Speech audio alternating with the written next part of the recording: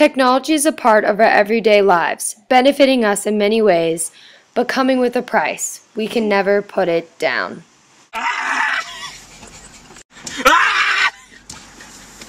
Oh, God. The Negative Effects of Technology by Sydney. There is a direct correlation with the amount of hours spent with gadgets to health issues, poor grades, impatience, violence, and a loss of family interest. The true question is, do the pros really outweigh the cons? Humans weren't designed to be attached to a phone all day, explained Alan Hedge. A study at Stanford University of Medicine shows that elementary students consume 20% of their daily calorie intake while watching television. According to the same study, kids spend about 5 hours a day watching TV, which is largely contributing to obesity. This takes away from the time they could be outside, exercising, and connecting to people. Obesity is a direct effect from technology, as well as hearing loss, eye problems, and a hard time sleeping. Brian Fleegord, Director of Diagnostic Iridology at Children's Hospital Boston, says 5 to 25% of us keep our MP3 players at too high a setting. With even more iPods and listening devices, hearing loss of the future will be twice as worse compared to now. According to the American Optometry Association, about 70% of us who work on computers have some degree of eye problems. This could be from poor positioning, poor lighting, too much glare, or a lack of computer breaks. People normally blink about 12 times per minute when using the computer. Even worse, technology is affecting sleep. During the night, phones and computers can be found charging next to our beds. Researchers have found that the blue light of a computer screen and other gadgets have the potential to change our circadian rhythm. I can't sleep. The worst health risk of all, though, is the addiction that comes with technology. If one call is missed, the world will end for some people. Multitasking with phones and computers leads to inefficiency and poor academics. And here's an inside scoop. On average, I'd play 4 hours of video games a day, but if I could, I'd play like all night.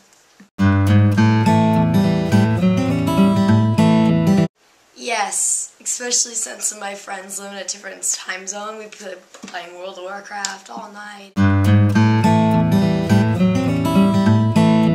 I would say video games was my social life because most of my time was spent like online and playing World of Warcraft, and I didn't really get outside the house a lot, and it just my social life revolved around it.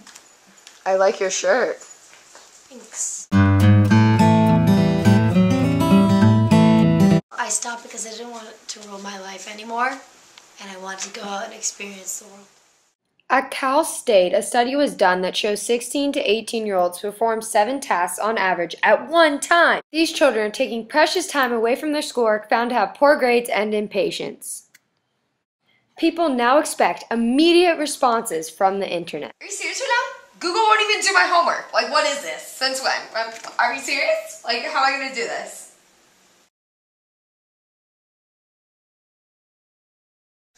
I pretty much give up. Okay, when Google doesn't answer my dang questions, I go on yahooanswers.com, I write in my little question and hope that someone responds. If they don't, I break down. The frustration that these teenagers are feeling could be from technology's overuse of negativity. The number of violent acts seen on TV by age 18 is 200,000. Video games are the worst offenders. They actually allow children to kill people for fun. The negative use of technology is affecting families as well. 54% of 4 to 6-year-olds choose watching TV over spending quality time with their fathers. The same study shows that the average parent spends 3.5 minutes a week having meaningful conversations with their children. Family time. How was your day today, sweetheart? Wait, hold that thought. Yeah, I heard. Sydney. Oh, Terrell. You Terrell. know the house rules. Terrell. Why should this matter to you?